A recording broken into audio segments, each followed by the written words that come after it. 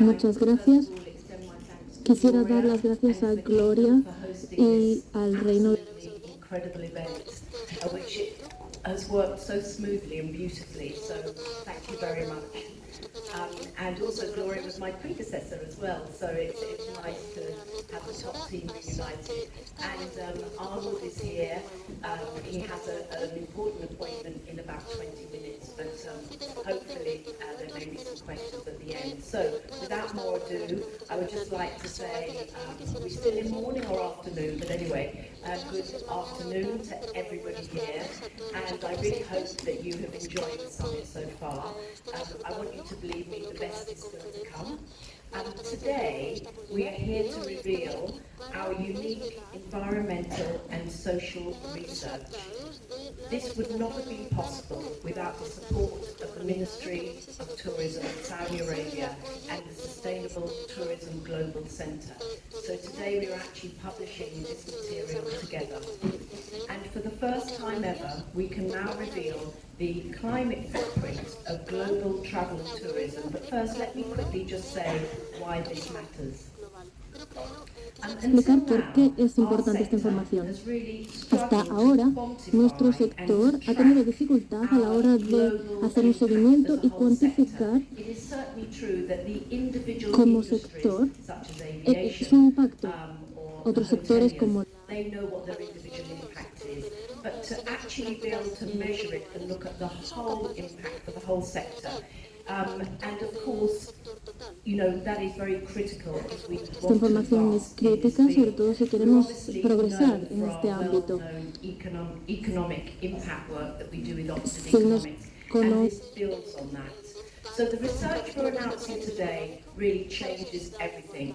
So for the first time ever, we have the data to understand exactly where we are in terms of our environmental footprint, where we've been in the past, in 2010, where we might be heading to with our future carbon emissions. So this has been a huge project, and again, grateful for the support that we've received.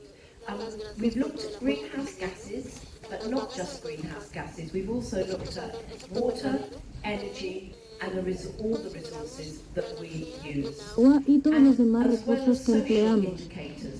También nos fijamos en el age, wage, and gender of the people in our sector. And we won't only be able to just do that globally, we'll be able to do it by 185 countries. So we'll have data from 2010, we'll have data from 2019, 2020, 2022 and going forward. Today we are proud to announce just the first of these numbers.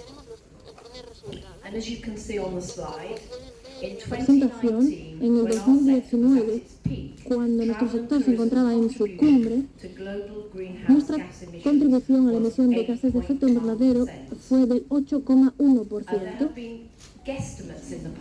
Habíamos estimado en el pasado otras organizaciones. So I'm actually pleased to be able to announce today that we're in the lower part of that range. And this data contains an important truth, and that is our carbon intensity is actually getting lower over time. If you look between 2010 and 2019, annual GDP grew at an average rate of 4.3% a year, and that's travel and tourism's GDP, while emissions grew at just 2.4%. So in other words, our sector has decoupled its growth from the emissions that it's producing, and that's for the first time in our history. La expectativa de las emisiones que se esperaba ha ocurrido por primera vez en la historia. En la siguiente diapositiva ven otra tendencia parecida en el 2000. We emitted about 0.63 kilos of greenhouse gases. Last year, we emitted under half a kilo per dollar. So on the next slide, and for the first time on this slide, we can also see exactly where the emissions are coming from. And this is very important because this piece of work, for those of you that are familiar with the scope, is use scope, which is what we directly produce, scope 1, scope 2, which is the energy we consume, and then scope which is our whole value chain, supply chain. So of course, most of our emissions come from transport. Obviously, we are in the business of travel. The cars, planes, even the trucks and the ships that transport important, whether it's vegetables or important supplies, from farms to hotels or from suppliers around the world. Then there's electricity. A fifth of our emissions come from electricity. And finally, our long supply chains. Emissions come from the whole thing, and there is work to be done on every step of the journey. But this data isn't just for our sector. This is what's so wonderful about Saudi Arabia supporting this, because we are gifting this to governments, to businesses and to the world. We'll be sharing it with governments everywhere to help them drive change in their own countries, including, crucially, towards the Sustainable Development Goals. We already have a lot of technology. One of the biggest things we can do is to increase the production of sustainable jet fuel. You've probably heard it's called SAF, as we call it, shorthand in the business. We need much more SAF, and we need it much faster. And I'm very pleased that the oil producers in Saudi Arabia have committed to a major amount of SAF being produced, and also on the grid in Saudi Arabia, 50% coming from renewables. But, you know, La energía que utiliza Arabia Saudí proviene más del 50% de energías renovables.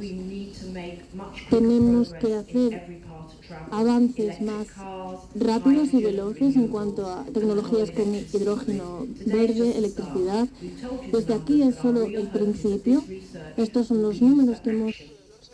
Now it's my great pleasure to hand over to Gloria, who will give you an insight into what Saudi Arabia is doing to significantly decrease its footprint. Thank you.